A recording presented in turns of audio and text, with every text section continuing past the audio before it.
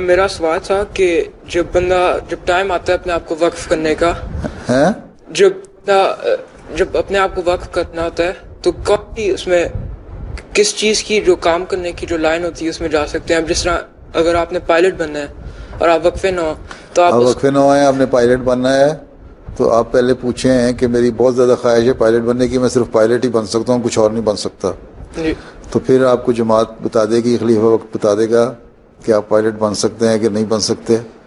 अगर आपको इजाज़त मिल जाए तो बन दें, या फिर ये है कि फिर आप इजाज़त लेके ये कहते हैं कि अच्छा मैं वक्फ नौक से बाहर निकलना चाहता हूँ, मेरे अम्मा अब्बा ने तो मुझे वक्फ किया था, अगर जमात की ज़रूरत नहीं तो मेरी दिलचस्पी ये है मुझे इजाज़त दी जाए कि मैं ये काम कर लूँ, फिर किसी वक्त किसी और तरीके से मैं जमात की खिदमत कर लूँगा, पर वक्फ नौ की फहरिस्त में से मुझे काट दें।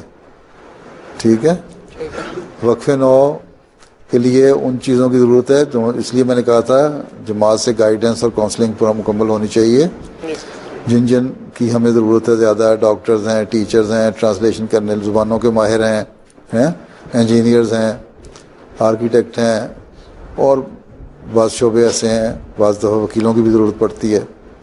मुख्तलिफ स्किल जो है अगर जो ज़्यादा ना पढ़ सकें उनमें उनकी ज़रूरत पड़ती है। तो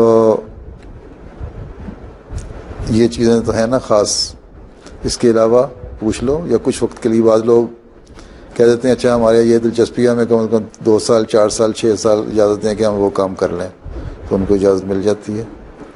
लेकिन वक्फ असल यही है कि वो चीज़ करो जिसकी जमात को ज़रूरत है। ठीक।